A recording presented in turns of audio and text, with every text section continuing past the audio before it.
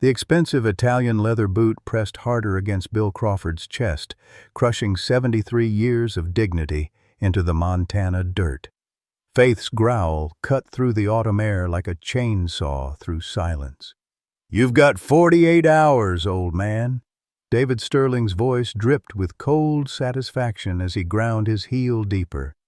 "Sign those papers or watch this place burn." Ruth Henderson's scream shattered the afternoon quiet from her kitchen window next door. Her coffee mug exploded against the linoleum floor, ceramic shards mixing with her tears of helpless rage. Bill's weathered fingers clawed at the earth where Margaret had planted her prize roses 30 years ago, the same roses that now watched their guardian being humiliated by a man in a $1,000 suit. "Faith, stay back," Bill gasped. But the German shepherd's amber eyes blazed with something beyond mere loyalty. Who was this stranger who knew exactly where to hurt an old man's pride? And why did Faith recognize his scent? Leave a like and share your thoughts in the comments along with the city you're watching from now. Let's continue with the story. 6 months earlier, Pine Ridge Valley had still held the promise of autumn harvest. The golden fields stretched endlessly under Montana's big sky, and Bill Crawford believed he could make the ranch work for another season. Back then, Faith was just a loyal companion who'd fetch his morning coffee cup and guard the chicken coop from coyotes.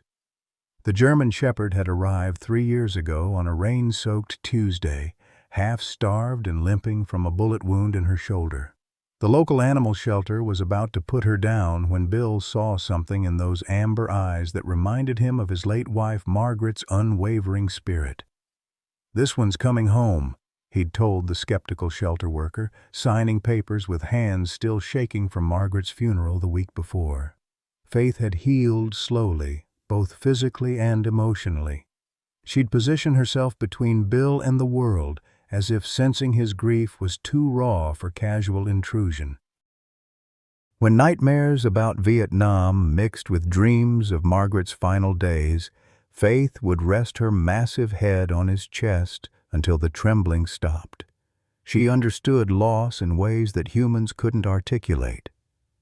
Emma Crawford had been gone for 2 years, chasing veterinary dreams in Denver while Bill stubbed his pride against mounting medical bills. Margaret's cancer treatments had drained their savings faster than a broken irrigation pipe.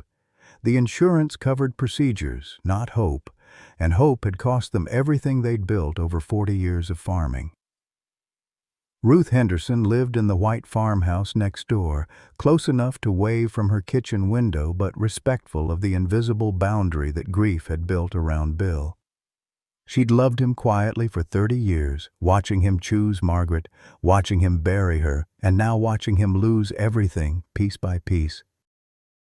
Ruth's own husband had died in Iraq 15 years ago, leaving her with comfortable life insurance money and an empty house that echoed with loneliness. The land itself told the story of 4 generations of Crawfords. Bill's great-grandfather had claimed these 500 acres in 1892, surviving drought, depression, and the slow exodus of neighbors who'd given up on farming. Bill's father had modernized the operation, adding cattle and upgrading equipment. Bill himself had served 2 tours in Vietnam before returning to marry Margaret and continue the family tradition. Now, at 73, with arthritic hands that struggled with simple tasks and a heart that skipped beats when stress mounted, Bill faced the mathematical certainty of failure. The numbers didn't lie. $180,000 in medical debt, property taxes 3 months behind, and a ranch that couldn't generate enough income to cover basic expenses. His VA disability check barely covered groceries and Faith's food. Each morning he'd walk the fence line with Faith trotting beside him, both of them pretending the encroaching weeds and failing equipment were temporary setbacks rather than symptoms of inevitable surrender. The land was everything. His heritage, his identity, his promise to Margaret that he'd keep the Crawford name alive in Pine Ridge Valley. Without it, he was just another old man waiting to die. 3 months ago, David Sterling arrived in Pine Ridge Valley like a thunderstorm on a clear day. His black Tesla Model S looked alien against the backdrop of rusted pickup trucks and farm equipment, its silent electric purr an ominous contrast to the honest rumble of diesel engines that had soundtracked Bill's life for decades. Sterling stepped out wearing a charcoal suit that probably cost more than Bill's monthly disability check. He was younger than expected, maybe 45, with prematurely silver hair slicked back and eyes the color of winter ice. Everything about him screamed city money and corporate ruthlessness. "Mr. Crawford?" His handshake was firm, practiced, the grip of a man who'd closed countless deals. "David Sterling, Sterling Development Corporation. I'd like to discuss a business opportunity." Faith had taken an immediate dislike to the stranger. The normally social German shepherd positioned herself between Bill and Sterling, her hackles raised and a low growl rumbling in her throat. She'd never reacted that way to visitors before, not to the mailman, not to Ruth's nephew, not even to the veterinarian who'd poked her with needles. "Easy, girl," Bill had murmured, but Faith's amber eyes never left Sterling's face, as if she recognized something dangerous that Bill couldn't see. They'd sat on the porch where Margaret used to shell peas, Sterling perched uncomfortably on the edge of an old wooden chair while Faith maintained her vigilant guard. The businessman's offer was straightforward. $2 million for the Crawford Ranch, cash, with a 30-day closing period. "I understand you're facing some financial difficulties," Sterling had said with the practiced sympathy of someone who'd researched his target thoroughly. "Medical bills can be overwhelming for folks on fixed incomes." "This could solve all your problems." Bill's pride had flared like an old wound. "What makes you think I'm interested in selling?" Sterling's smile had been cold as Montana winter. "Mr. Crawford, I make it my business to know the market. Your wife's cancer treatments, the outstanding liens, the property taxes in arrears. $2 million would clear your debts and leave you comfortable for the rest of your life." The number was generous. Too generous. The ranch was worth maybe $800,000 on a good day, and these weren't good days for farming. Bill's suspicion had sharpened like a blade. "This land has Crawford blood in every acre," Bill had replied, using his father's words. "Been in my family for over a century. It's not for sale." Something had flickered behind Sterling's polite mask. Irritation, maybe anger. Faith's growl had deepened and she'd taken a step closer to Bill's chair. "I respect your attachment to the property," Sterling had said carefully. "But sometimes circumstances force us to make difficult decisions. I'm offering you a way out with dignity intact." The threat had been subtle but unmistakable. Bill had been around long enough to recognize intimidation wrapped in silk. That night, after Sterling had driven away in his silent machine, Bill had walked the fence line with Faith at his side. The evening air carried the scent of approaching autumn, and the familiar weight of the land's history pressed against his shoulders. His great-grandfather had homesteaded here when Montana was still wild territory. His father had fought drought and depression to keep the ranch running. Bill himself had bled for this soil, first in Vietnam and then through 40 years of backbreaking work. "What do you think, girl?" he'd asked Faith, who'd stopped to sniff at a fence post where Sterling had leaned during his inspection. "Something about that man doesn't sit right." Faith had whined softly, an unusual sound for her. She'd pressed against Bill's leg, offering comfort the way she always did when his arthritis flared or the nightmares came calling. Within a week, Sterling had returned with geological surveys and mineral rights documents. The revelation hit like a physical blow. The Crawford Ranch sat on top of one of the largest lithium deposits in North America. With the electric vehicle boom driving demand through the roof, the mineral rights alone were worth $50 million. "You didn't know," Sterling had observed, watching Bill's face pale. "Interesting. Most landowners around here have been contacted by mining companies." The pieces had fallen into place with sickening clarity. Sterling hadn't stumbled across the ranch by accident. He'd targeted it specifically, researching Bill's financial vulnerabilities and timing his approach when resistance would be minimal. The medical bills, the property tax delinquency, it was all leverage in Sterling's calculations. "The offer stands," Sterling had said, his voice harder now that pretense had been abandoned. "$2 million is more than fair for a working ranch. The mineral rights are a separate matter entirely." Bill had stood on his porch, watching the Tesla disappear down the dusty road while Faith pressed against his side. For the first time since Margaret's death, he'd felt truly afraid. Not of dying. He'd made peace with mortality in Vietnam, but of losing everything that defined him. Without the ranch, without the land his family had bled for, what was left of Bill Crawford? 6 weeks ago, Emma Crawford's world had collapsed with surgical precision. The veterinary practice in Denver, where she'd worked for 3 years, suddenly terminated her contract, citing budget restructuring and corporate realignment. 24 hours later, her apartment lease was mysteriously voided due to a zoning violation that had never existed before. Within a week, her professional references stopped returning calls, and the Colorado Veterinary Licensing Board launched an investigation into anonymous complaints about her practice standards. The systematic destruction of her life felt orchestrated, though Emma couldn't imagine who would target a small-town veterinarian with student loans and a second-hand Honda Civic. She'd packed her belongings into cardboard boxes, swallowed her pride, and driven the 8 hours back to Pine Ridge Valley, where her adoptive father tried to hide his relief behind gruff complaints about her timing. "Bad enough I'm losing the ranch," Bill had muttered, though his weathered hands shook slightly as he helped carry her boxes. "Don't need you watching me fail, too." Faith had greeted Emma's return with uncharacteristic excitement, pressing against her legs and whining softly as if trying to communicate something urgent.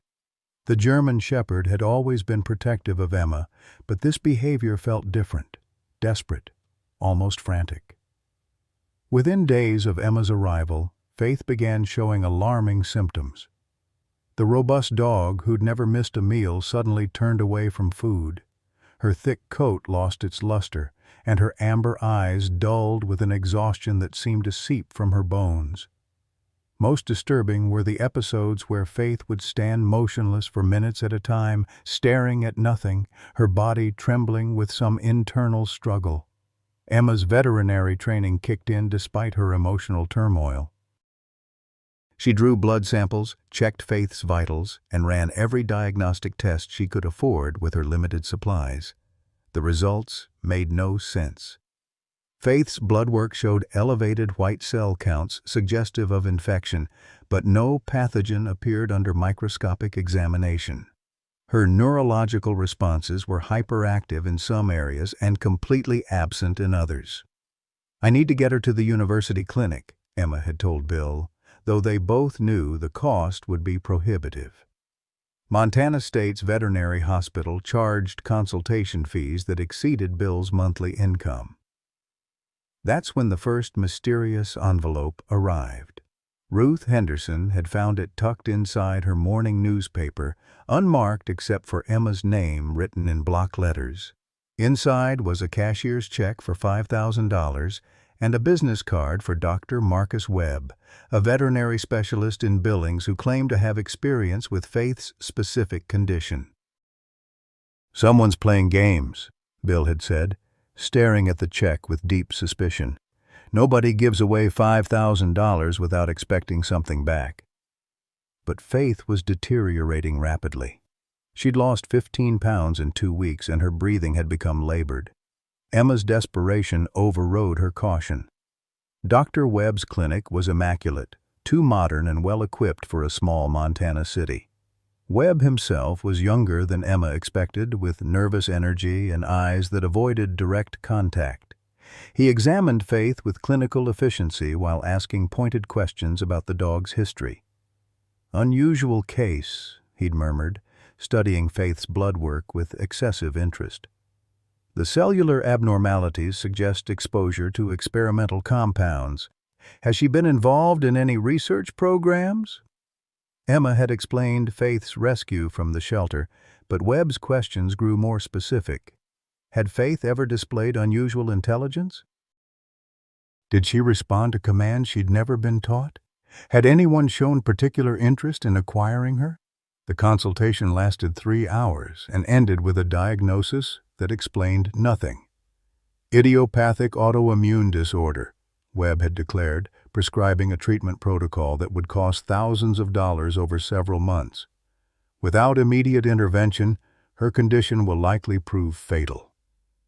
Emma had accepted the treatment plan because the alternative was watching Faith die. But driving home, she'd noticed the black SUV that maintained a careful distance behind her Honda. When she'd pulled into a gas station to test her suspicion, the SUV had continued past, but not before she'd glimpsed the Sterling Development Corporation logo on its door. The pieces had begun connecting in ways that made Emma's stomach churn. Her sudden unemployment, the mysterious funding for Faith's treatment, Dr. Webb's unusual interest in Faith's background. It all pointed toward manipulation by someone with significant resources and specific goals. That night, Emma had confronted Bill with her suspicions. They'd sat at Margaret's old kitchen table while Faith dozed fitfully at their feet, her breathing still labored despite the expensive medications. "Someone wants Faith," Emma had said. The veterinarian asked too many questions about her intelligence and behavior. And that SUV had Sterling's logo. Bill's jaw had tightened. "Bastard's trying to force my hand. Can't get the land legally, so he's going after what matters most." They'd spent hours discussing their limited options. Faith needed continued treatment to survive, but accepting help from Sterling would give him leverage over their lives. Refusing treatment would mean watching Faith die slowly, a prospect that neither of them could bear. Ruth Henderson had appeared at their door near midnight, carrying a thermos of coffee and wearing her late husband's military jacket over her nightgown. "Saw the lights on," she'd explained, though Emma suspected she'd been watching their house all evening. "Thought you might need company." Ruth had listened to their dilemma with the patience of someone who'd weathered her own storms. When they finished explaining, she'd set down her coffee cup with a decisive clink. "I have some money put aside," she'd said quietly. "Tom's life insurance was generous, and I've been living simple for 15 years. Let me help with Faith's medical bills." Bill's pride had bristled automatically. "Can't accept charity, Ruth. Already owe more than I can ever repay." "It's not charity," Ruth had replied firmly. "It's what neighbors do, what family does." The word family had hung in the air like a confession, carrying decades of unspoken feelings and carefully maintained distance. Emma had seen the way Ruth looked at her father, the same way Margaret used to look at him, with love that transcended practical concerns or social expectations. But even Ruth's generous offer couldn't address the larger question: why was David Sterling so interested in one German Shepherd, and what would he do next to get what he wanted? 4 weeks ago, the foreclosure notice had arrived on a Tuesday morning, delivered by a nervous postal worker who avoided eye contact. Bill had read the legal document 3 times before its meaning fully penetrated his disbelief. 30 days to pay $47,000 in back taxes and penalties, or the Crawford Ranch would be auctioned to the highest bidder. The timing felt calculated. Sterling's offer had suddenly increased to $3 million, accompanied by a handwritten note expressing sincere concern for Bill's financial difficulties. The man's fake sympathy stung worse than honest cruelty. Emma had thrown herself into researching Sterling Development Corporation, spending sleepless nights hunched over her laptop, while Faith dozed at her feet. The company's official website showcased luxury resorts and high-end residential developments across the Mountain West. But digging deeper through business filings and environmental impact reports, Emma had discovered a troubling pattern. "Look at this," she'd told Bill, pointing to a newspaper article from Wyoming. "Sterling bought out 6 ranches in the Powder River Basin last year. All the families were facing foreclosure. All the properties had valuable mineral deposits." The article included photographs of displaced ranchers, their faces etched with the hollow defeat that Bill recognized from his own mirror. One elderly couple had lived on their land for 50 years before Sterling's legal team found obscure zoning violations that forced them into bankruptcy. "He's done this before," Emma had continued, scrolling through similar stories from Colorado, Utah, and Idaho. "The pattern's always the same. Find vulnerable properties with valuable resources, create financial pressure, then swoop in with rescue offers that steal the land for pennies on the dollar." Faith's condition had stabilized somewhat with Dr. Webb's treatments, but the dog's behavior remained strange. She'd developed an uncanny ability to anticipate Bill's medical episodes, positioning herself beside his chair minutes before his heart palpitations began or his arthritis flared.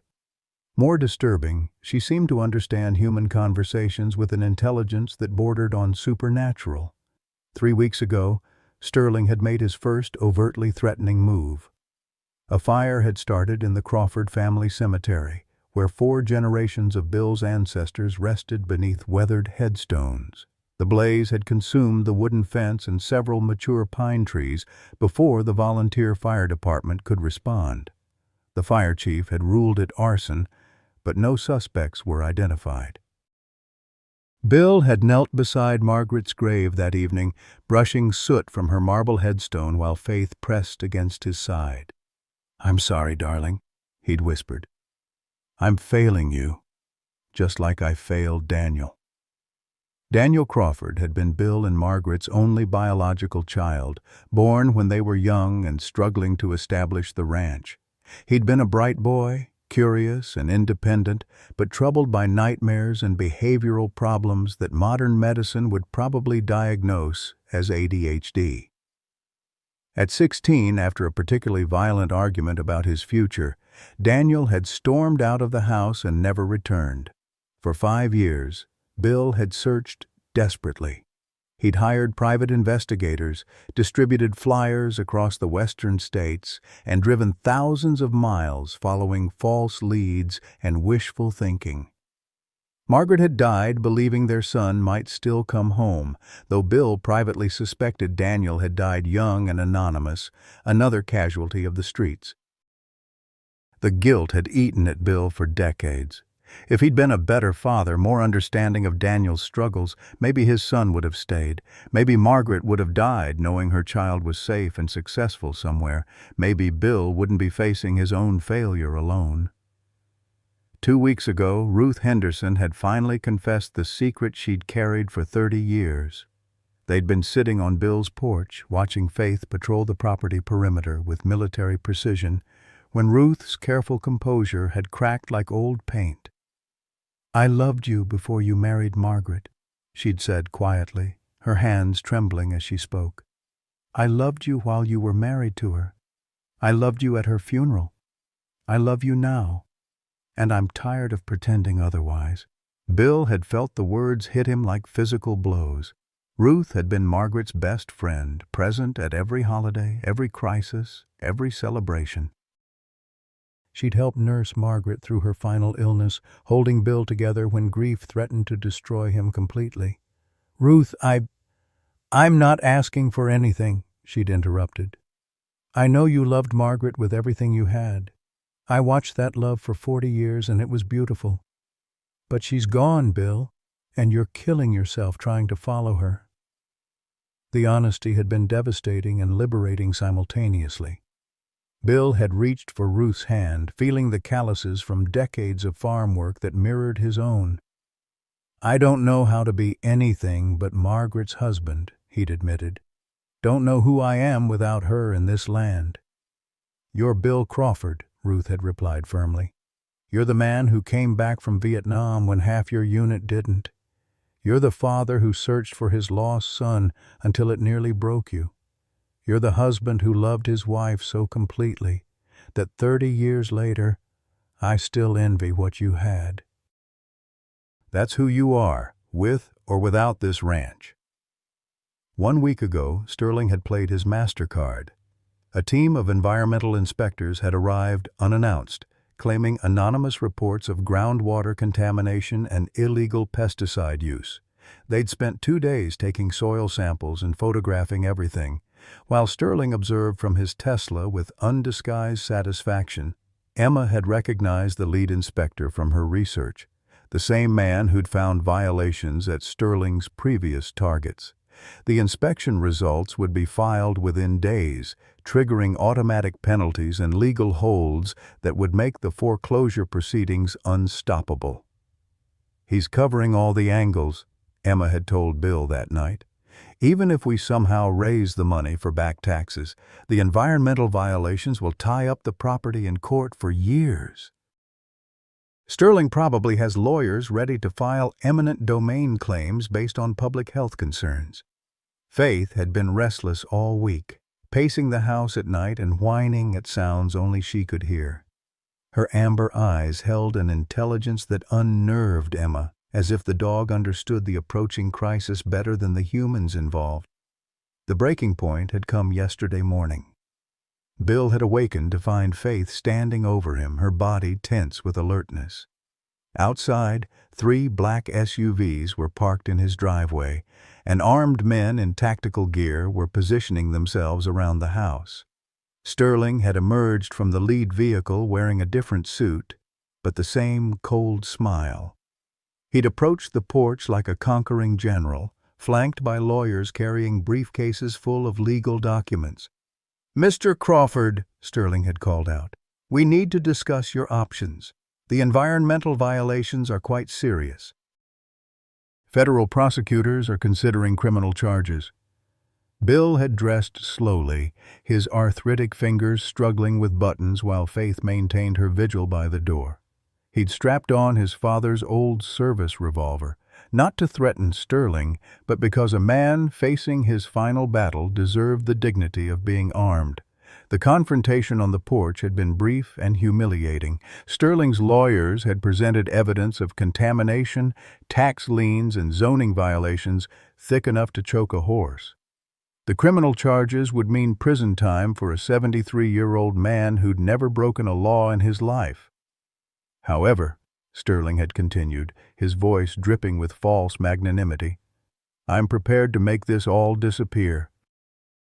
Purchase the property as is, assume all legal liabilities, and provide you with a generous settlement that will ensure your comfortable retirement." The offer had grown to $5 million, enough money to pay off every debt and live comfortably for the rest of his life. But accepting would mean abandoning the land his family had bled for, surrendering to a man who'd orchestrated his destruction with corporate precision. "What about Faith?" Emma had asked, stepping onto the porch with her chin raised in defiance. "What happens to our dog?" Sterling's smile had faltered for just a moment, and something predatory had flickered behind his eyes. "The animal will need to remain on the property. Environmental remediation requirements, you understand. Can't risk contamination spreading." That's when Bill had understood the true scope of Sterling's plan. The man didn't just want the land, he wanted Faith. For reasons that made no logical sense, the German Shepherd was central to whatever Sterling was really after. "No deal," Bill had said quietly. "Find another way to steal what you want." Sterling's mask had finally dropped completely. "You have 24 hours to reconsider. After that, the criminal charges move forward, and you'll lose everything anyway, including the dog." As the SUVs had driven away, leaving dust clouds hanging in the afternoon air like funeral shrouds, Bill had knelt beside Faith and looked into her intelligent amber eyes. Whatever Sterling wanted from his dog, it was worth more than $5 million and the destruction of an old man's life. The question was, what had Faith done to earn such dangerous attention, and how long could they protect her from forces they didn't understand? 48 hours before the foreclosure deadline, David Sterling arrived with a convoy that looked more like a military operation than a business meeting. 6 black SUVs formed a semicircle around Bill's farmhouse, their tinted windows reflecting the morning sun like dead eyes. Armed men in tactical gear emerged from the vehicles, their movements coordinated with professional precision. Bill stood on his porch, his father's service revolver holstered at his hip, while Faith positioned herself between him and the approaching threat. The German shepherd's hackles were raised, her amber eyes fixed on Sterling with an intensity that made the air crackle with tension. "Mr. Crawford," Sterling called out, his voice carrying across the yard with theatrical authority. "I trust you've had time to consider my generous offer." "I told you yesterday," Bill replied, his voice steady despite the tremor in his arthritic hands. "The answer's still no." Sterling's smile was sharp as a blade. He gestured to one of his men, who produced a tranquilizer gun from a metal case. The weapon was sleek and modern, designed for capturing dangerous animals with minimal damage to valuable specimens. "The dog has been exposed to contaminated soil," Sterling announced, his tone shifting to bureaucratic formality. "Environmental protection protocols require immediate quarantine and testing. We're here to collect her for the public good." Faith's growl deepened, a sound that seemed to vibrate through the wooden porch planks. Bill had never heard her make that noise before. It wasn't the warning growl she used with coyotes or the playful rumble she made when begging for treats. This was something primal and dangerous, the voice of a predator who'd been backed into a corner. "You're not taking my dog," Bill said quietly, his hand moving instinctively toward his holstered weapon.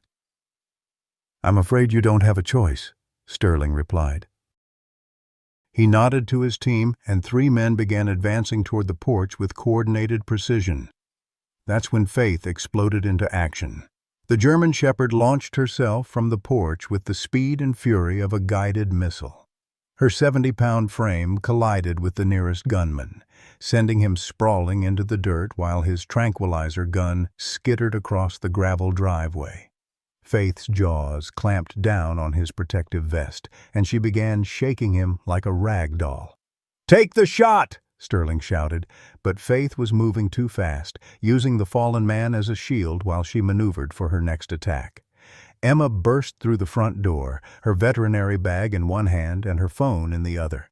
"I'm calling the sheriff!" she yelled, but Sterling's cold laughter cut through her threat. "Sheriff Morrison is attending a conference in Helena," he replied smugly. "His deputy received an emergency call about a domestic disturbance on the other side of the county." "I'm afraid you're on your own out here." The tactical team regrouped, forming a tighter circle around Faith and Bill. The German shepherd had released her first victim and was now circling like a wolf, her intelligent eyes calculating distances and angles with uncanny precision. Ruth Henderson's voice cut through the chaos like a church bell. "Federal agents!" she screamed from her kitchen window. "I see federal agents coming up the road." It was a lie, but a beautiful one. Sterling's men hesitated, looking toward the horizon where dust clouds might or might not indicate approaching vehicles. In that moment of uncertainty, Faith struck again. She bounded past the tactical team's perimeter, heading straight for Sterling himself.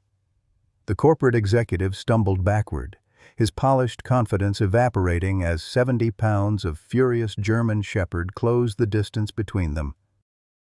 Bill's heart clenched as he watched Faith leap through the air, her powerful jaws aimed at Sterling's throat. He'd trained her never to attack humans, but desperation had awakened something wild in the dog's genetic memory. Sterling fell backward, his expensive suit tearing on the gravel as Faith landed on top of him. Her jaws snapped inches from his face, held back only by Bill's shouted command echoing across the farmyard. "Faith, stand down!" The German shepherd froze, her amber eyes locked on Sterling's terrified face. Saliva dripped from her bared fangs onto his silk tie, and her breath fogged his glasses with each panting exhalation. "Call off your dog," Sterling whispered, his voice stripped of its earlier arrogance. Bill walked slowly down the porch steps, his service revolver now drawn and pointed at Sterling's chest. "Give me one good reason why I shouldn't let her finish what you started." "Because I know who she really is," Sterling gasped, his eyes never leaving Faith's predatory stare. "I know where she came from, and why she's so important." Emma had stopped dialing the sheriff's office, her phone frozen halfway to her ear. Ruth Henderson had emerged from her house, carrying her late husband's hunting rifle with the familiarity of someone who'd grown up on a ranch. "Start talking," Bill commanded, his finger tightening on the trigger. "And make it count." Sterling's confession came in broken sentences, punctuated by Faith's continued growls. "Military breeding program. Specialized dogs for combat zones. Faith was stolen from a transport convoy 3 years ago." The pieces began falling into place with sickening clarity.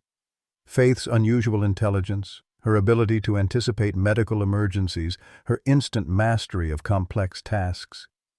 She wasn't just a rescued shelter dog.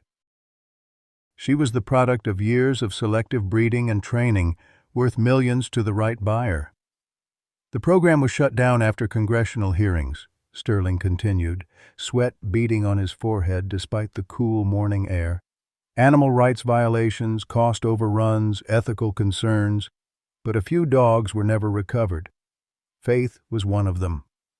Emma's veterinary training suddenly made sense of Faith's strange blood work and Dr. Webb's excessive interest in her condition. "That's why you wanted her so badly. She's not just a dog. She's military property." "Worth $50 million to the right foreign government," Sterling confirmed. "Countries that aren't bound by American ethical standards. Faith represents decades of research and development." Bill's world tilted on its axis.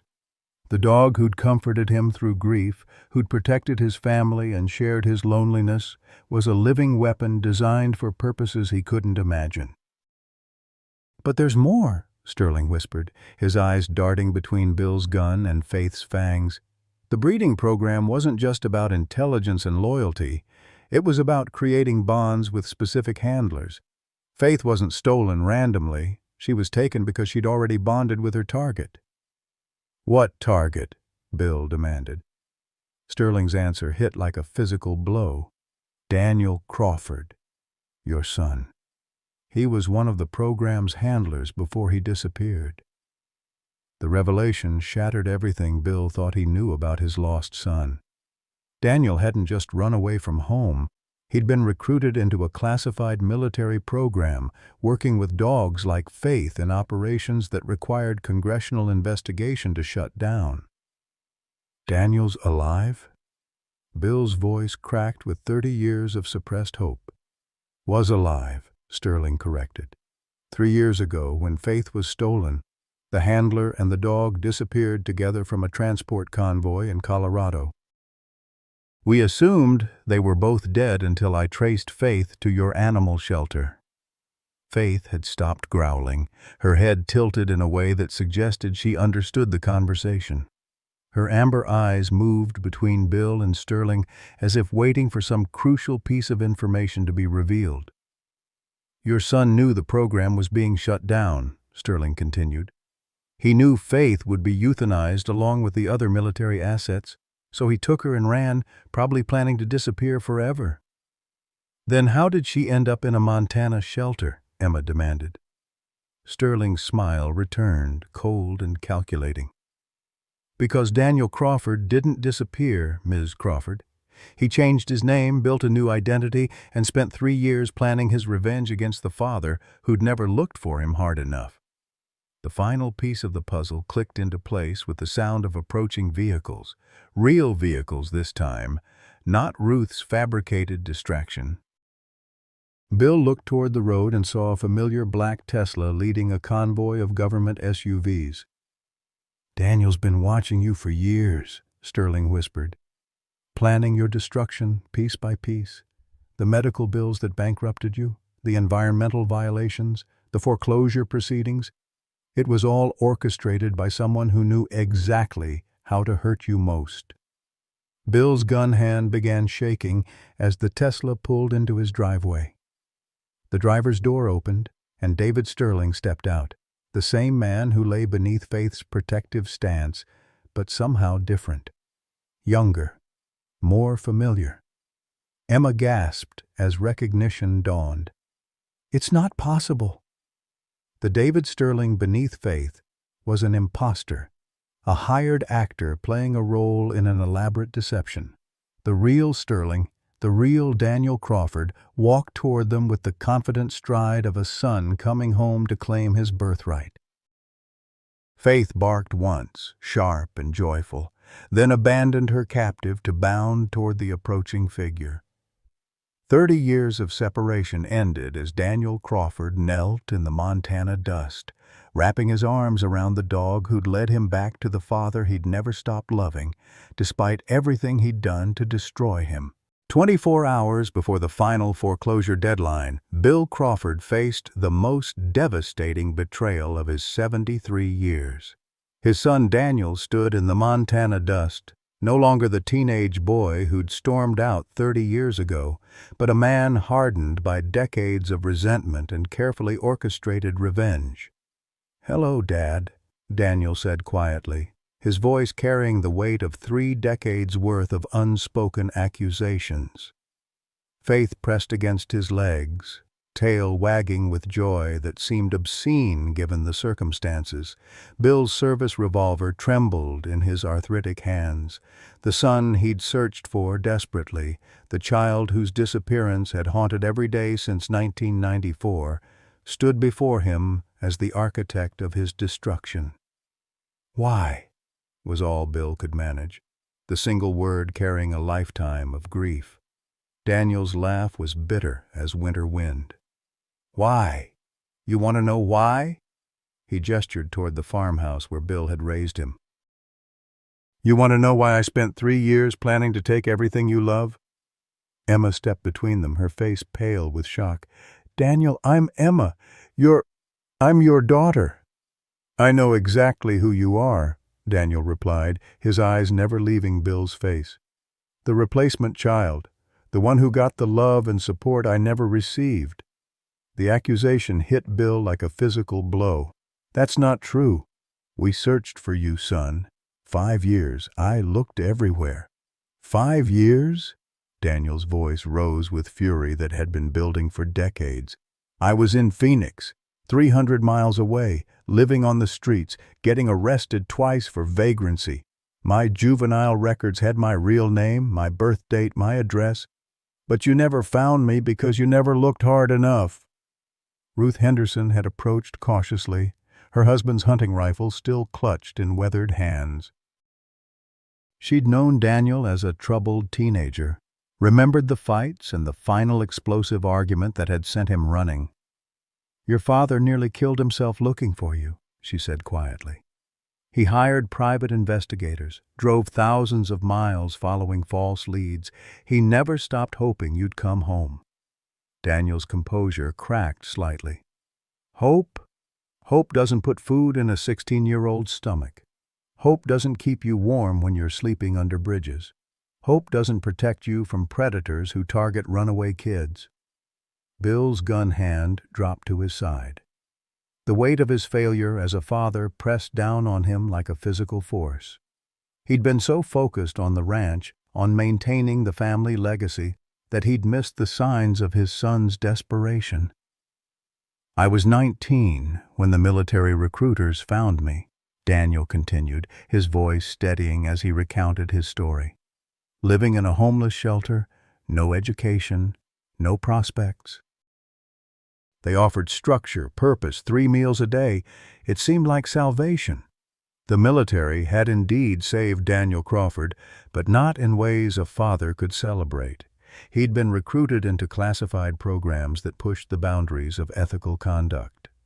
The dog handling program where he'd worked with Faith was only one of several operations that would later face congressional investigation. "I was good at it," Daniel said, his hand stroking Faith's head with practiced familiarity. "Training animals for military applications, developing bonds that could mean the difference between life and death in combat zones. Faith was my partner for 2 years. Emma's veterinary knowledge filled in the gaps. That's why her blood work was unusual. She wasn't genetically modified, she was specially bred and trained. The elevated white cell counts were stress responses from separation trauma.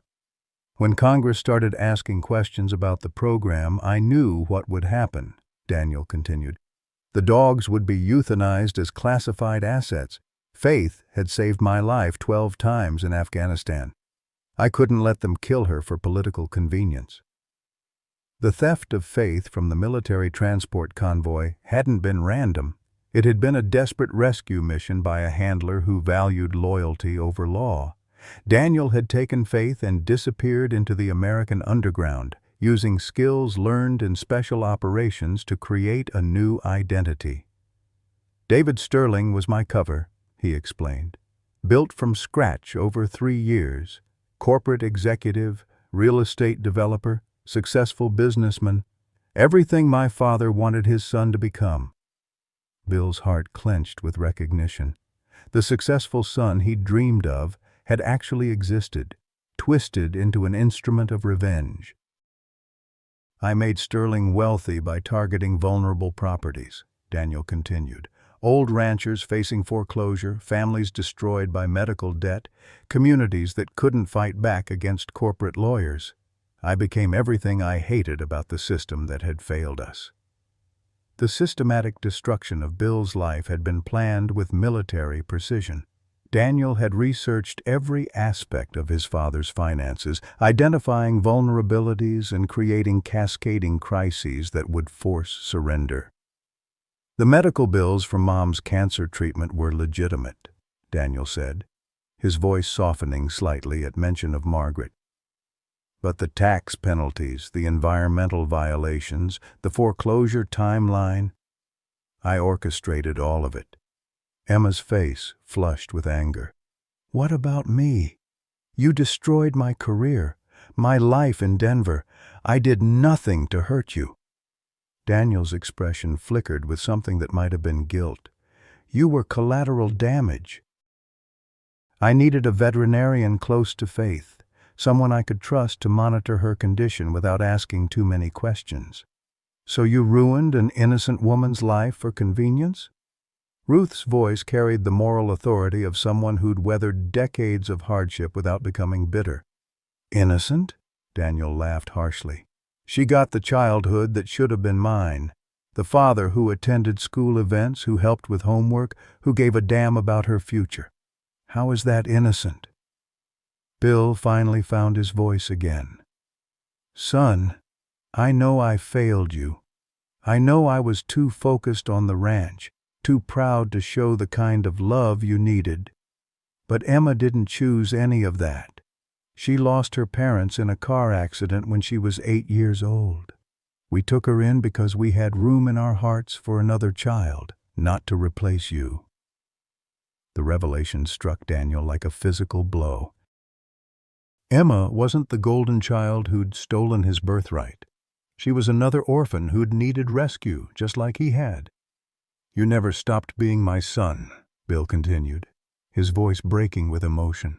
Not when you ran away, not when the years passed without word, not when I thought you were dead. Every day for 30 years, I wondered if you were warm, if you were safe, if you knew how much I loved you. Faith had positioned herself between father and son, her intelligent amber eyes moving back and forth as if trying to bridge 3 decades of separation and pain. The dog who'd survived military operations and congressional investigations had become the catalyst for a family reunion that nobody had seen coming. I wanted to destroy you, Daniel whispered, tears streaming down his weathered face. I wanted you to feel the helplessness I felt as a kid. I wanted you to lose everything that mattered, the way I lost my family. Bill dropped his service revolver and took a step toward his son. You didn't lose your family, Daniel. You lost your way home. But Faith found you again, didn't she? She brought you back to us. The German Shepherd barked once, sharp and clear, as if agreeing with Bill's assessment. She'd orchestrated this reunion as surely as Daniel had orchestrated his father's downfall. Emma wiped tears from her eyes, her anger transforming into something more complex. "We're family," she said quietly. "All of us. Broken, complicated, messed up family, but family nonetheless." Ruth Henderson lowered her rifle, her weathered face creased with a smile that held decades of accumulated wisdom. "Family isn't about blood or birthright," she said. "It's about who shows up when everything falls apart." But even as the Crawford family began to heal from 3 decades of separation, the larger crisis remained unresolved. The foreclosure deadline was less than 24 hours away, and Daniel's elaborate revenge plot had created legal tangles that couldn't be unwound with apologies and tears. The ranch that had defined 4 generations of Crawfords still hung in the balance, and the government agents arriving in the convoy behind Daniel's Tesla represented forces that didn't care about family reunions or redemption stories. Faith's journey from military asset to family catalyst was far from over, and the price of her freedom might be higher than any of them were prepared to pay. The government agents who emerged from the convoy weren't there for family reunions. Special Agent Sarah Martinez stepped forward with the crisp authority of federal law enforcement, her badge gleaming in the Montana sunlight as she surveyed the chaotic scene before her. "Daniel Crawford," she announced, her voice cutting through the emotional aftermath of the family confrontation. "Also known as David Sterling. You're under arrest for theft of military assets, identity fraud, and violation of the Espionage Act." Faith immediately positioned herself between Daniel and the approaching agents, her protective instincts overriding the joy of reunion. The German shepherd's hackles rose as she recognized the threat to her handler, the man who'd saved her from military euthanization 3 years earlier. "Wait!" Bill stepped forward, his service revolver forgotten in the dust at his feet. "Agent Martinez, my son may have made mistakes, but he's not a traitor. Your son stole classified military property worth $50 million, Martinez replied coldly. "Faith represents years of specialized breeding and training. Every day she remains outside military control. Foreign governments are willing to pay fortunes for access to that research." Emma's veterinary training suddenly connected dots she'd missed before. That's why Dr. Webb was so interested in her blood work. He wasn't treating her illness. He was documenting her capabilities for potential buyers. Daniel's face hardened as the implications became clear. "Webb works for you, doesn't he?"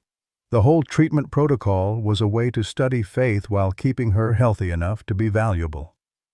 Agent Martinez's silence confirmed the accusation. The federal government hadn't just been tracking Faith.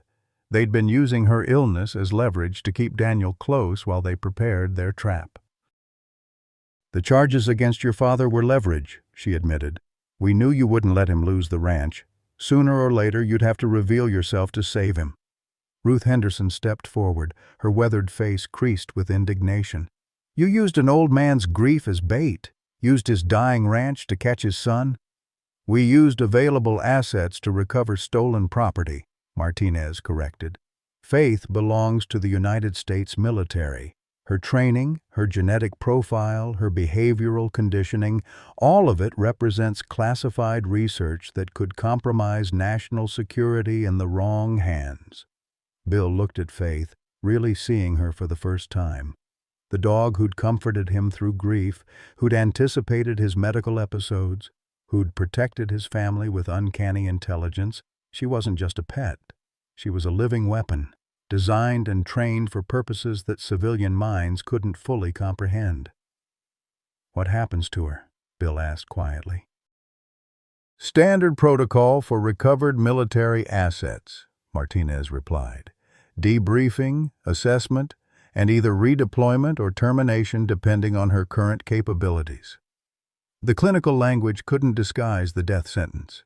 Faith had been out of military control for 3 years, bonding with civilians, developing attachments that would interfere with future operations. She was compromised goods, useful only for study before disposal. Daniel stepped protectively in front of Faith, his hands raised but his stance defiant. She saved my life 12 times in Afghanistan. She's earned retirement, not execution. Military working dogs don't retire to civilian life, Martinez stated. The security risks are too significant.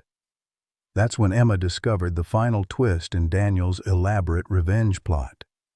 While rifling through the documents scattered during the confrontation, she found a manila folder marked with official State Department seals. "Daniel," she said slowly, her voice tight with realization, "these adoption papers for Faith, they're not military transfer documents.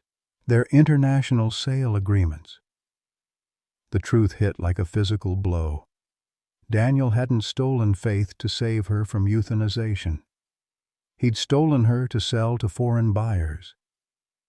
The elaborate revenge against his father had been cover for something much worse: treason.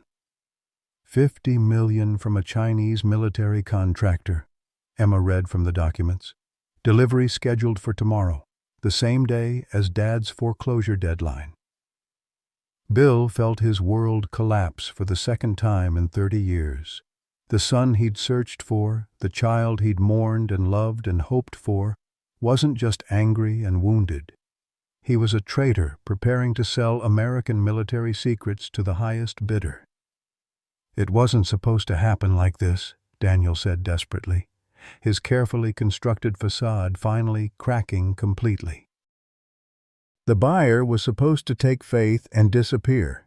You would have lost the ranch, but at least you'd have been alive to hate me for it." Ruth Henderson's hunting rifle swung toward Daniel, her weathered hands steady despite her age. "You were going to sell that dog to the Chinese? After everything she means to this family?" "She's not family," Daniel exploded, years of suppressed rage finally erupting. "She's a tool, a weapon.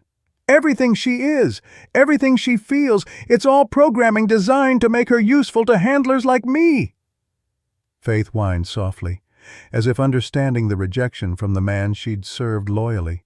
Her amber eyes moved between Daniel and Bill, seeking reassurance that her world hadn't just crumbled again.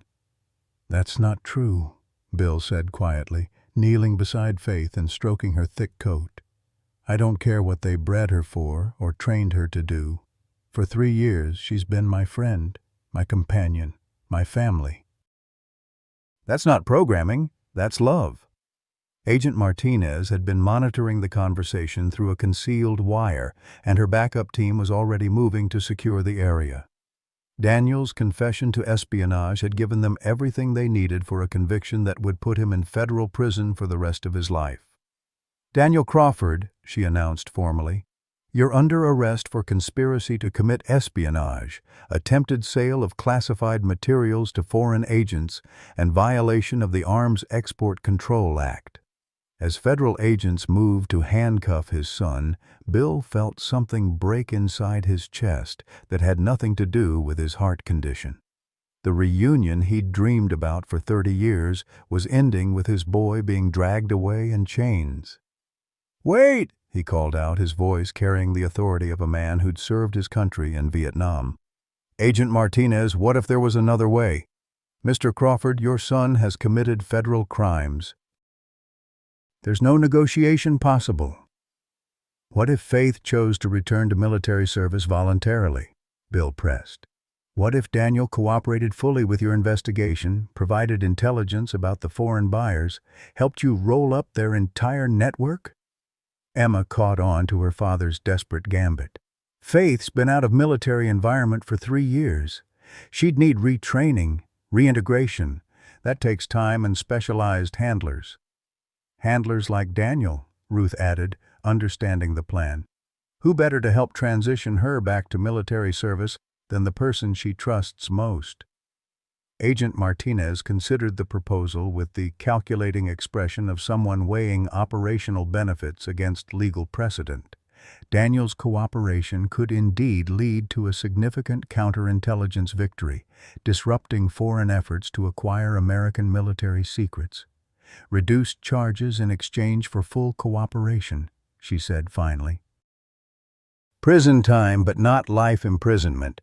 Faith returns to military custody for evaluation and potential redeployment. It wasn't the happy ending Bill had dreamed of, but it was survival. His son would serve time for his crimes, but he'd be alive. Faith would return to the military life she'd been bred for, but she wouldn't face euthanization as a security risk. Daniel looked at his father with eyes that held 30 years of pain and regret.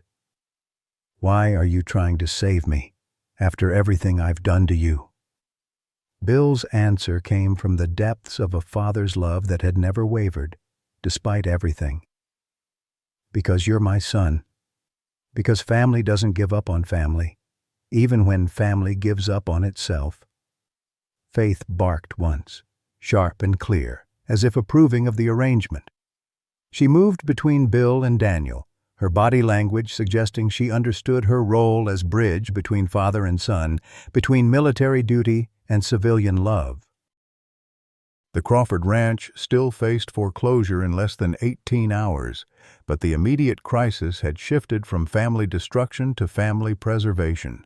The price would be high. Daniel's imprisonment, Faith's return to military service, the loss of the land that had defined 4 generations of Crawfords.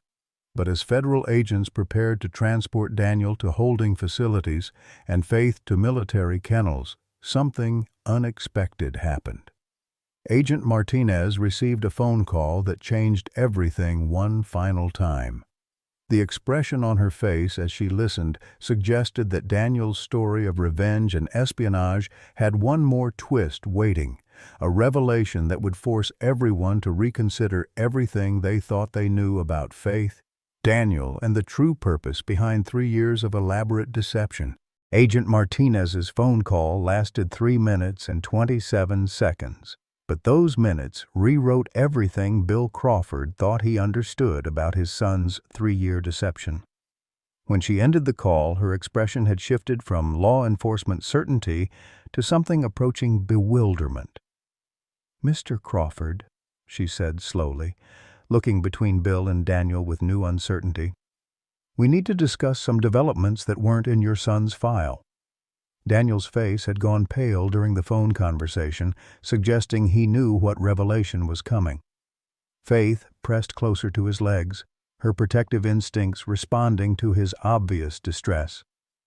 "The Chinese military contractor your son was allegedly selling Faith to," Martinez continued, "doesn't exist.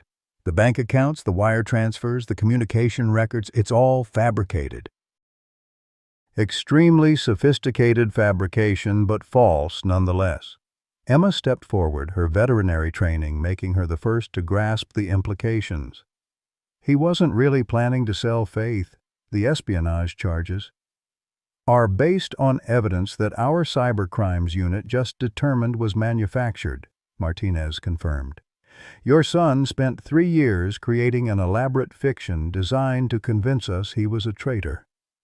Bill stared at Daniel, trying to reconcile this new information with everything his son had confessed minutes earlier.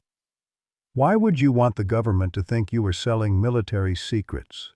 Daniel's answer came in a voice heavy with exhaustion and pain. "Because a dead traitor is more valuable than a living thief. If I'd just stolen Faith and disappeared, the military would have hunted us forever. But if I died while selling her to foreign agents, they'd write off the loss and close the file," Ruth finished, her weathered face creased with understanding. "You were planning to fake your own death. Faith would have been reported as killed in the same operation that eliminated me," Daniel confirmed. "She'd be free to live as a civilian dog, and the military would stop looking for both of us." Agent Martinez consulted her phone again, reading updates from her technical team. The sophistication required to fool federal investigators for 3 years. "Mr. Crawford, your son didn't just learn dog handling in the military. His classified file shows expertise in cyber warfare, counterintelligence, and deep cover operations." Bill felt another piece of his understanding shift. The son he'd raised on a Montana ranch had become someone capable of deceiving the United States government at the highest levels. The pride he felt was complicated by the recognition of how far Daniel had traveled from his roots. "There's more," Martinez continued. "The environmental violations on your ranch, the tax penalties, the foreclosure proceedings, our financial crimes unit traced the paper trail. Your son didn't just orchestrate your financial destruction, he also created the legal mechanisms to reverse it." Emma grabbed the manila folder she'd discovered earlier, rifling through documents with new understanding. "These aren't sale agreements. They're trust documents, transfer deeds, financial instruments. I set up shell companies to buy your debt," Daniel admitted to Bill. "Every tax lien, every medical bill, every penalty that was driving you toward foreclosure. I purchased them at steep discounts from the original creditors." The revelation hit Bill like a physical blow. His son hadn't just destroyed his life. He'd bought and paid for every instrument of that destruction. "The foreclosure scheduled for tomorrow," Daniel continued, "would have transferred the ranch to Sterling Development Corporation, which is a wholly owned subsidiary of Crawford Holdings, which is controlled by a trust fund established for your benefit." Ruth Henderson lowered her hunting rifle completely, her expression cycling through confusion, admiration, and exhausted relief. "You spent 3 years and millions of dollars to steal your father's ranch so you could give it back to him?" "I spent 3 years trying to fix the damage I caused by running away," Daniel corrected. "The ranch was never profitable enough to support the family properly, but sitting on $50 million worth of lithium deposits, it could provide security for generations." Agent Martinez was reading more updates from her phone, her expression suggesting the story was still evolving. "Mr. Crawford, the mineral rights situation is more complex than you realize. Your son didn't just discover the lithium deposits, he's been quietly acquiring mineral rights to the entire valley for the past 2 years." Bill looked around at the landscape that had defined his family for 4 generations, suddenly seeing it through different eyes.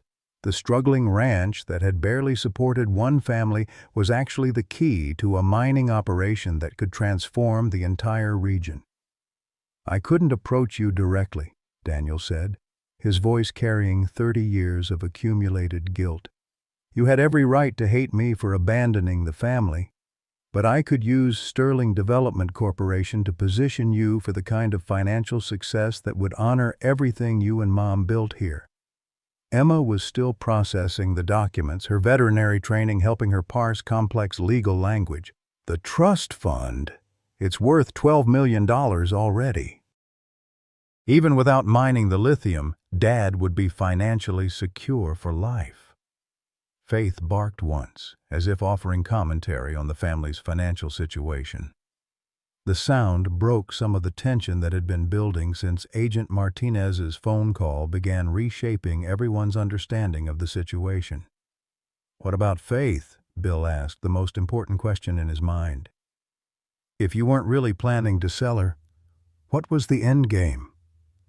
Daniel knelt beside the German Shepherd, his hand stroking her thick coat with obvious affection. "Stage our deaths in a way that would satisfy military investigators, then disappear with new identities. I had documents prepared, safe houses established, everything needed for Faith and me to vanish completely." "But she brought you home instead," Ruth observed, understanding finally dawning. "Faith didn't just love you. She loved this place, this family. She couldn't leave Bill when he needed her most." Agent Martinez had finished her phone consultations and was preparing to make final decisions about federal charges and military asset recovery. "Mr. Crawford," she addressed Daniel, "the manufactured evidence of espionage actually represents a more serious crime than simple theft. You've wasted significant federal resources and interfered with legitimate national security operations." "I'm prepared to face the consequences," Daniel replied steadily. "But I want Faith released from military obligations. She served honorably, saved lives, earned her retirement. Don't punish her for my crimes." Bill stepped between his son and the federal agent, his voice carrying the authority of a man who'd served his country in Vietnam. "Agent Martinez, my son made mistakes, but his intentions were to protect his family and a dog who'd saved his life multiple times." "That's not the behavior of a traitor. That's the behavior of a soldier who takes care of his own." Emma supported her father's argument with practical considerations. Faith has been living as a civilian for 3 years.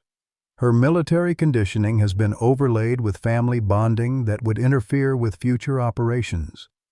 From a practical standpoint, she's more valuable as a symbol of successful military working dog retirement than as an active asset.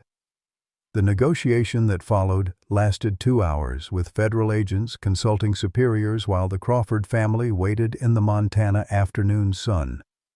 Faith alternated between protecting Daniel and comforting Bill, her behavior suggesting she understood the stakes involved in the adults' complicated discussions. When Agent Martinez finally announced the government's decision, her words carried the weight of institutional compromise.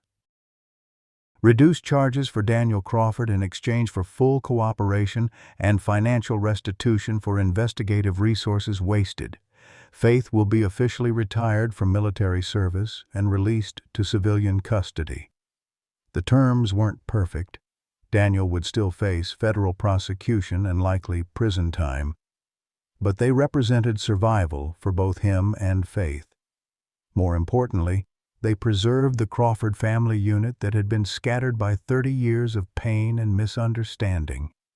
As federal agents began the process of formal arrest and military asset transfer, Bill looked around at his ranch with new eyes. The land that had nearly bankrupted him was actually worth millions. The son he'd thought was lost forever had spent 3 years orchestrating his rescue. The dog who'd comforted his grief was a military hero earning her freedom. Faith positioned herself between Bill and Daniel one final time, her amber eyes suggesting she understood her role as bridge between past and future, between military service and family loyalty, between the Crawford family's painful history and its hopeful tomorrow. 1 month later, Thanksgiving morning arrived in Pine Ridge Valley with the kind of crisp clarity that makes Montana skies look like cathedral glass. Bill Crawford stood on his porch, watching his breath form small clouds in the cold air, while Faith patrolled the property with the steady confidence of a dog who finally understood she was home. The federal courthouse in Helena had been kinder than expected. Daniel's cooperation with the counterintelligence investigation, combined with his fabricated evidence helping to expose real security vulnerabilities, had earned him a suspended sentence and 3 years of supervised probation. The judge, a Korean War veteran who understood something about soldiers making difficult choices, had noted that Daniel's elaborate deception had actually strengthened national security rather than compromising it. Faith's official retirement ceremony had taken place at the Malmstrom Air Force Base, with military honors befitting a dog who'd served 12 combat deployments and saved countless lives. The ceremony had been Bill's first time seeing his son in dress uniform, and the pride had been complicated by grief for all the years they'd lost to pride and misunderstanding. Emma had reopened her veterinary practice in town, funded by a trust fund that Daniel had established years earlier. Her first patient had been Faith, receiving a clean bill of health and official documentation that she was a civilian dog with no remaining military obligations. The irony wasn't lost on anyone that Faith's freedom had been purchased with the same elaborate planning that had once threatened it. Ruth Henderson had finally gotten her answer to 30 years of patient waiting. Bill's proposal had been awkward and unpracticed, delivered on Margaret's grave with Faith as witness and Ruth's late husband's blessing requested from the Montana wind. They'd married in a simple ceremony at the Pine Ridge Community Church, with Emma as maid of honor, and Daniel walking Ruth down the aisle in lieu of her deceased father. The lithium mining operation was scheduled to begin in the spring. but under terms that Daniel had negotiated to preserve the ranch's character and the valley's environmental integrity. Crawford Holdings would maintain ownership of the surface rights while leasing mineral extraction to companies bound by the strictest environmental standards available. The projected revenue would ensure the Crawford family's financial security for generations while funding conservation efforts throughout the region. This morning, as Bill watched Faith chase rabbits through the frost-covered pasture, he felt something he hadn't experienced since Margaret's diagnosis: genuine hope for the future. The ranch that had nearly bankrupted him was now a foundation for family prosperity. The son he'd thought was lost forever was helping him plan sustainable development that honored both progress and tradition.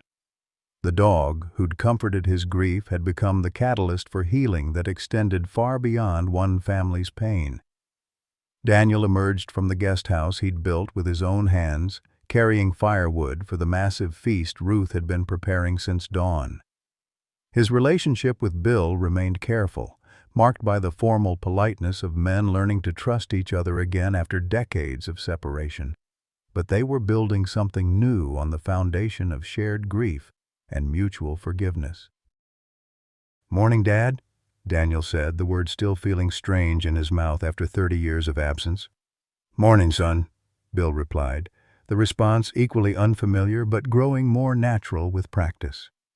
Faith bounded toward them with the enthusiasm of a dog who'd learned that family reunions could be permanent rather than temporary. Her tail wagged with the kind of joy that suggested she understood the significance of gathered families and shared meals. Emma's car appeared on the horizon, followed by Ruth's nephew and his family from Billings, then by neighbors and friends who'd become extended family during the crisis months.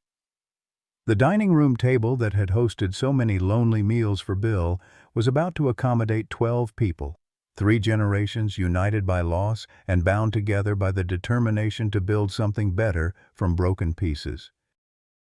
Ruth appeared in the doorway, her face flushed from kitchen heat and glowing with the satisfaction of a woman who'd waited 30 years for the chance to cook Thanksgiving dinner for the man she loved. "Bill, help me carry these platters. Emma, get your grandfather settled. Daniel, make sure that dog doesn't steal the turkey." The organized chaos of family preparation filled the house with sounds that had been absent for too long. Children's laughter, adults debating football teams, the clatter of dishes, and the comfortable arguments that mark healthy families learning to be together again. As they gathered around the table, Bill looked at faces illuminated by Margaret's good china and his grandmother's silver. Daniel sat beside Emma, the brother and sister relationship still awkward but growing stronger with each shared conversation. Ruth presided over the feast with quiet pride, her dreams of family finally realized in ways she'd never dared imagine. Faith had positioned herself strategically between the kitchen and dining room where she could monitor all the humans under her protection while remaining available for any dropped morsels that might require immediate disposal. "I'd like to say grace," Bill announced, his voice carrying across the table with the authority of a family patriarch who'd earned his position through survival rather than inheritance. The prayer he offered was simple and heartfelt, acknowledging loss while celebrating renewal, honoring Margaret's memory while embracing the family that had grown around her absence. When he finished, silence held the table for a moment that felt sacred in its completeness. "Today, I'm grateful for second chances," Bill said, beginning the tradition Ruth had suggested of sharing thankfulness before the meal. "For lost sons who find their way home, for dogs who understand love better than humans sometimes do, and for family that grows stronger when it's tested by fire." Daniel's contribution was harder, his voice rough with emotion he was still learning to express safely. "I'm grateful for parents who never stopped looking for me, even when I was too proud to be found.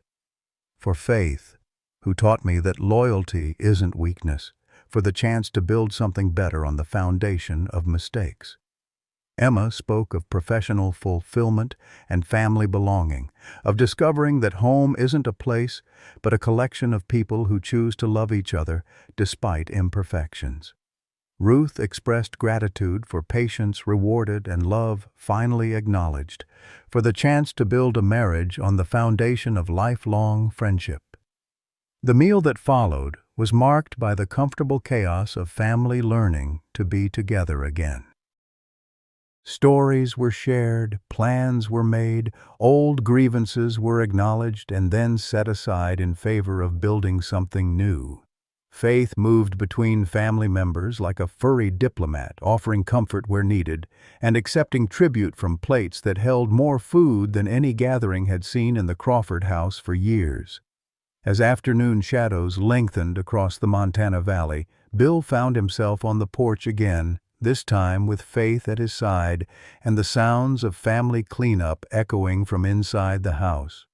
The land that had nearly destroyed him with its demands was now the foundation for a security he'd never imagined possible. Daniel joined him, carrying 2 cups of coffee and wearing the kind of comfortable exhaustion that comes from emotional healing rather than physical labor. "Margaret would have loved this," Daniel said quietly, his eyes scanning the horizon where 4 generations of Crawfords had worked and worried and dreamed. "She did love this," Bill corrected gently.